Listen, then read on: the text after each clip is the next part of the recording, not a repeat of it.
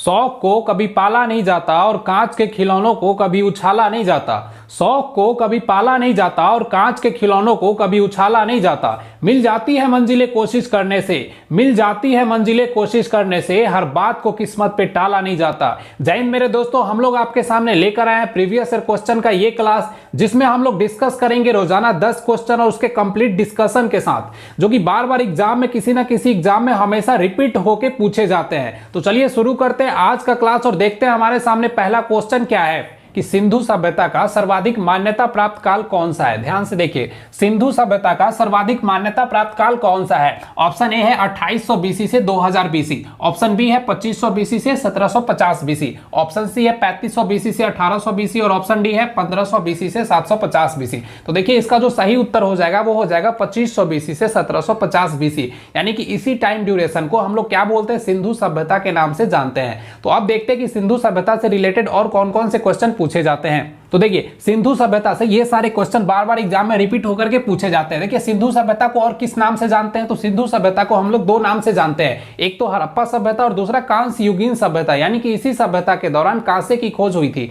इसीलिए हम इसे और क्या नाम से जानते हैं, तो कांस्य युगीन सभ्यता। अब देखिए सिंधु सभ्यता जो थी ये एक नगरीय सभ्यता थी, और अगर पूछा कि इसकी खोज किसने की थी तो सिंधु सभ्यता की खोज जॉन मार्शल ने किया था। और अगर पूछ ले कि सिंधु सभ्यता की खुदाई किसने की थी तो दयाराम सैनी ने की थी। अब देखिए ये एक नगरीय सभ्यता थी, तो जब नगरीय सभ्यता थी तो इसकी लिपि कैसी थी, भाव चित्रात्मक थी, यानी कि यहाँ की जो लिपियां थी उसमें चित्र बना बनाकर बच्चों को समझाया जाता था, अपनी बातों को दर्शाया जाता था। अगर नगरीय सभ्यता होगी तो वहां की नालियां कैसी होगी, ढकी हुई होगी, वहां की सड़कें कैसी होगी, तो सीधी होगी और समकोण पे मूर्ति थी। अगर आपसे पूछ लिया जाए कि इस समय सर्वाधिक पूजा किस देवता की होती थी तो शिव इस समय सबसे ज्यादा फेमस देवता थे। अब देखिए सिंधु सभ्यता के जो लोग थे वो कपास और कांसे से परिचित थे, लेकिन लोहे से अपरिचित थे, यानी कि इस समय तक कपास और कांसे की खोज हो चुकी थी लेकिन लोहे की खोज इस समय तक नहीं हुई थी। अब देखिए अगर पूछा जाए आपसे कि सिंधु सभ्यता के दौरान सिक्के किस चीज के बने होते थे तो सिक्के टेराकोटा के बने होते थे। टेराकोटा मींस मिट्टी के ही बने होते थे। और इस समय के बर्तन कैसे होते थे तो बर्तन पक्की मिट्टी के बने होते थे और जिसको लाल रंग से रंगा जाता था। तो ये सारे क्वेश्चन आपसे सिंधु सभ्यता के बारे में पूछा जाता है।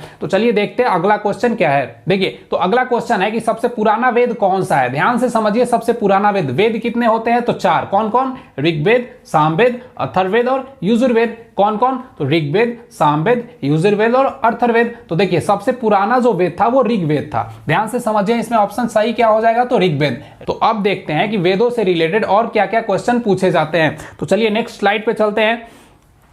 देखिए यहाँ पे ऋग्वेद, तो ऋग्वेद जो था वो सबसे पुराना वेद है। सबसे प्राचीन वेद कौन सा है तो ऋग्वेद है, और ऋग्वेद में ही गायत्री मंत्र की चर्चा है। याद रखिएगा, ऋग्वेद से सबसे पुराना वेद और साथ ही साथ गायत्री मंत्र की चर्चा ऋग्वेद में। अब देखिए सामवेद में किसकी चर्चा है तो संगीत में। उसी तरह यजुर्वेद में किसकी चर्चा है तो युद्ध और यज्ञ की चर्चा है, और साथ ही साथ अथर्ववेद में चिकित्सा, जादू टोना और वशीकरण। ध्यान से समझिए, ऋग्वेद में किसकी चर्चा तो गायत्री मंत्र की चर्चा, सबसे पुराना वेद ऋग्वेद। सामवेद, सौ से सामवेद, सौ से संगीत, सौ से सामवेद, सौ से संगीत। तो सामवेद में किसकी चर्चा, संगीत की चर्चा। य से यजुर्वेद और य से युद्ध यज्ञ, तो यजुर्वेद में किसकी चर्चा, यज्ञ की चर्चा। और उसके बाद अथर्ववेद समझ लीजिए तो चिकित्सा, जादू टोना, वशीकरण। तो ये सारे क्वेश्चन पूछे जाते हैं। अब अगर आपसे पूछ लिया जाए कि पांचवा वेद किसको कहते हैं तो पांचवा वेद पुराण को कहते हैं। सबसे प्राचीन पुराण कौन सा है तो मत्स्य पुराण है, और मत्स्य पुराण में किसकी चर्चा है तो सातवाहन वंश की चर्चा। इसको हम लोग आगे समझेंगे। तो देखते हैं अगला क्वेश्चन क्या है। तो देखिए अगला क्वेश्चन है कि वैदिक काल में व्यास नदी को क्या कहा जाता था, किस नाम से जाना जाता था। समझिए अभी जो नदियों के नाम है वो पहले कुछ और हुआ करते थे। जैसे सिंधु सभ्यता थी वैसे ही एक क्या थी, वैदिक सभ्यता। तो वैदिक सभ्यता में देख लीजिए, वैदिक सभ्यता में व्यास नदी को क्या कहा जाता था, विपाशा कहा जाता था। तो इससे रिलेटेड देखिए और क्या क्या क्वेश्चन बनते हैं अगले स्लाइड में। देखिए यहाँ पे अगर पूछ लिया जाए रावी नदी को क्या कहा जाता था तो परुष्णी, व्यास नदी को क्या कहा जाता था विपाशा, गंडक को सदानीरा, चिनाब को अश्कनी, सतलज को सतुद्री और झेलम को वितिस्ता। तो चलिए देखते हैं अब अगला क्वेश्चन क्या है। अगला क्वेश्चन है कि नागरिकता की चर्चा संविधान के किस भाग में है। क्या तो नागरिकता की चर्चा संविधान के किस भाग में है। देखिए भाग 1, भाग 2, भाग 3 या भाग 4। तो समझिए नागरिकता की जो चर्चा है वो संविधान के भाग 2 में है। अब नागरिकता से रिलेटेड जितने भी टर्म्स हैं उनको याद करते हैं। देखिए भाग 2 जो है वो आर्टिकल 5 से लेकर के कहां तक 11 तक है। तो देखते हैं आर्टिकल 5 में क्या है। आर्टिकल 5 में है क्या तो तो संविधान के प्रारंभ में नागरिकता, यानी कि संविधान जब लागू हो रहा था उस समय भारत के अंदर जितने भी लोग थे सबको भारत की नागरिकता दे दी गई। आर्टिकल 6 में क्या है, तो 6 में है कि पाकिस्तान से भारत आए लोगों की नागरिकता, यानी कि वैसे लोग जो पाकिस्तान से भारत आ गए थे कब तक, संविधान लागू होने के पहले तक, उनको भी भारत की नागरिकता दे दी गई थी। उसके बाद देखते हैं तो आर्टिकल 7, आर्टिकल 7 में क्या है, तो भारत से पाकिस्तान जाकर और संविधान लागू होने के पहले तक अगर वो भारत में आ गए तो उनको भी भारत की नागरिकता दे दी गई थी। तो चलिए इससे कोई क्वेश्चन नहीं पूछा जाता है, आगे क्वेश्चन पूछा जाता है आर्टिकल 8 से। तो देखिए विदेश भ्रमण या विदेशी नौकरी करने पे, अगर आप विदेश में जाकर के कोई नौकरी करते हैं या फिर विदेश घूमने जाते हैं तो आपको भारत की नागरिकता नहीं छीनी जाएगी आपसे। तो ये आर्टिकल 8 है। अब आर्टिकल 9 में समझते हैं, आर्टिकल 9 में क्या है, तो देखिए आर्टिकल 9 में है कि अगर आप विदेशी नागरिकता को ग्रहण कर लेते हैं तो आपकी भारत की जो नागरिकता है उसको रद्द कर दी जाएगी। आर्टिकल 10 में देखते हैं कि आपकी नागरिकता तब तक बनी रहेगी जब तक आप कोई देश विरोधी कार्य नहीं करते हैं, यानी कि आपसे आपकी नागरिकता तब तक नहीं छीनी जाएगी जब तक आप कोई देश के विरोध में कोई कार्य नहीं करते हैं। और आर्टिकल 11 है कि नागरिकता से संबंधित जो कानून है उसको कौन बनाएगा, तो संसद बनाएगा, और ये जिम्मेदारी गृह मंत्रालय को दी गई है। तो इतना सारे क्वेश्चन भाग 2 से यानी कि नागरिकता से पूछे जाते हैं। अब देखते हैं अगला क्वेश्चन। देखिए अगला क्वेश्चन है कि भाषाई आधार पे सबसे पहले किस राज्य को बनाया गया था, यानी कि भाषाई आधार पे दर्जा सबसे पहले किस राज्य को दिया गया था। देखिए ऑप्शन ए है कर्नाटक, ऑप्शन बी है महाराष्ट्र, ऑप्शन सी है आंध्र प्रदेश और ऑप्शन डी है तमिलनाडु। तो इसका जो सही उत्तर है वो हो जाएगा आंध्र प्रदेश। अब देखिए इससे रिलेटेड कुछ और क्वेश्चन अगर आपसे पूछ लिया जाए तो आप क्या कीजिएगा, तो देखिए अगर आपसे पूछा जाए कि भाषाई आधार पर गठित होने वाला सबसे पहला आयोग कौन था, तो आयोग कौन था, एसके धर आयोग। अगर राज्य पूछे तो आंध्र प्रदेश, आयोग पूछे तो एसके धर आयोग। अगर आपसे पूछ लिया जाए कि किस आयोग के आधार पर मान्यता मिली भाषाई आधार पर राज्य को, तो फजल अली आयोग के आधार पे। किस आधार पे मान्यता मिली, तो फजल अली आयोग। अगर आपसे पूछ लिया जाए कि जो मान्यता मिली उस समय कितने राज्य और कितने केंद्र शासित प्रदेश को बनाया गया था, तो उस समय 14 राज्य और 6 केंद्र शासित प्रदेश को बनाया गया था। तो चलिए देखते हैं अगला क्वेश्चन। देखिए अगला क्वेश्चन है भारतीय संविधान में संचित निधि की चर्चा किस अनुच्छेद में है। भारतीय संविधान में संचित निधि की चर्चा किस अनुच्छेद में है बताइए। ऑप्शन ए है 265, ऑप्शन बी है 266, ऑप्शन सी है 267 और ऑप्शन डी है 268। तो देखिए इसका जो सही उत्तर है वो हो जाएगा ऑप्शन बी 266। अब देखिए 265 में क्या है, ध्यान से समझिए। 265 में है कि संसद में जब तक कोई कानून नहीं बनाया जाएगा तब तक सरकार किसी भी राज्य में टैक्स नहीं लगा सकती है, देश में कहीं भी टैक्स नहीं लगा सकती है। टैक्स लगाने से पहले आपको संसद में कानून बनाना पड़ेगा, उसे पारित करना पड़ेगा।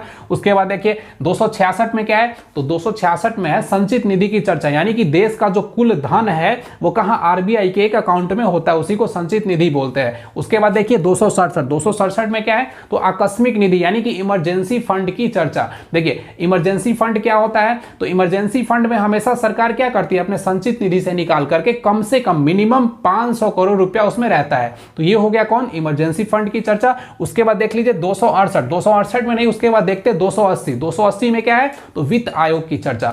280 में वित्त आयोग की चर्चा। अगर आपसे पूछ ले प्रधानमंत्री की चर्चा तो आर्टिकल 74, प्रधानमंत्री आर्टिकल 74। अगर आपसे पूछ ले अटॉर्नी जनरल की चर्चा, महान्यायवादी की चर्चा तो आर्टिकल 76। ठीक है, अगर आपसे पूछ ले संसद की चर्चा, देखिए तो संसद से रिलेटेड संसद, राज्यसभा और लोकसभा को हम लोग एक साथ याद रख सकते हैं। कैसे, देखिए याद रखिएगा स र ला। सरला में क्या क्या, तो सबसे ऊपर संसद आर्टिकल 79, र 80, उसके बाद ला 81। अब देख लीजिए क्या होता है, स से संसद की चर्चा आर्टिकल 79 में, उसके बाद क्या, तो राज्यसभा की चर्चा 80 में, और उसके बाद क्या, तो लोकसभा की चर्चा 81 में। ठीक है, अगर आपसे पूछ लिया जाए इसके बाद सुप्रीम कोर्ट की चर्चा, तो सुप्रीम कोर्ट की चर्चा 124 में। अगर पूछ ले हाई कोर्ट की चर्चा तो हाई कोर्ट की चर्चा 214 में। अगर आपसे पूछ ले सीएजी की चर्चा, कैग की, तो कैग की चर्चा 148 में। तो चलिए ये सारे आर्टिकल आप याद रखिएगा। अब देखते हैं अगला क्वेश्चन हमारा क्या है। देखिए अगला क्वेश्चन है कि पाकिस्तान और अफगानिस्तान के बीच कौन सी सीमा रेखा है। पाकिस्तान और अफगानिस्तान के बीच कौन सी सीमा रेखा है। देखिए क्या मैकमोहन रेखा है, क्या रेड क्लिफ लाइन है, ड्यूरंट लाइन है, या फिर 38वीं समानांतर रेखा है। तो ध्यान से समझिए, पाकिस्तान और अफगानिस्तान के बीच ड्यूरंट लाइन है। कौन सा, ड्यूरंट लाइन। अगर पूछे मैकमोहन रेखा, मैकमोहन रेखा भारत और चीन के पास, मैकमोहन रेखा भारत और चीन के बीच में। अगर पूछ ले रेड क्लिफ लाइन, तो रेड क्लिफ लाइन भारत और पाकिस्तान के बीच में। अगर आपसे पूछ ले 38वीं समानांतर रेखा, तो कहां पे हो जाएगा, 38वीं समानांतर रेखा अमेरिका और कनाडा के बीच में। तो चलिए देखते हैं हमारा अगला क्वेश्चन क्या है। देखिए अगला क्वेश्चन है, निम्नलिखित में से कौन सा शहर गंगा नदी के किनारे स्थित नहीं है? निम्नलिखित में से कौन सा शहर गंगा नदी के किनारे स्थित नहीं है? ऑप्शन देखिए, ऑप्शन है इसका हरिद्वार, वाराणसी, इलाहाबाद, मथुरा। तो बताइए इसमें कौन सा है और कौन सा नहीं है। देखिए पहले समझते हैं गंगा नदी के किनारे कौन कौन से शहर बसे हुए हैं, तो एक एक करके हम बोलते हैं, आप इधर देखते जाइए। सबसे पहले क्या देखते हैं, देखिए हरिद्वार, कन्नौज, वाराणसी, कानपुर, फर्रुखाबाद, इलाहाबाद, पटना, हाजीपुर, ये सारे कहाँ स्थित है? तो गंगा नदी के किनारे स्थित है। अगर आपसे पूछ ले यमुना नदी के किनारे कौन कौन से स्थित है, तो यमुना नदी के किनारे मथुरा, इटावा, आगरा, दिल्ली, न्यू दिल्ली। तो इस तरीके से आप ये क्वेश्चन याद रखिएगा। आप चलिए देखते हैं अगला क्वेश्चन क्या है। तो अगला क्वेश्चन है हमारा कि आरबीआई के वर्तमान गवर्नर कौन है? देखिए ऑप्शन क्या है, option A Urjit Patel, option B Govind Chintalu, option C Anil Soni और ऑप्शन डी शक्तिकांत दास। तो इसका जो सही उत्तर है वो हो जाएगा शक्तिकांत दास। देखिए हाल ही में शक्तिकांत दास को आरबीआई के गवर्नर के रूप में रीअपॉइंट किया गया है, यानी कि इससे पहले भी कौन थे?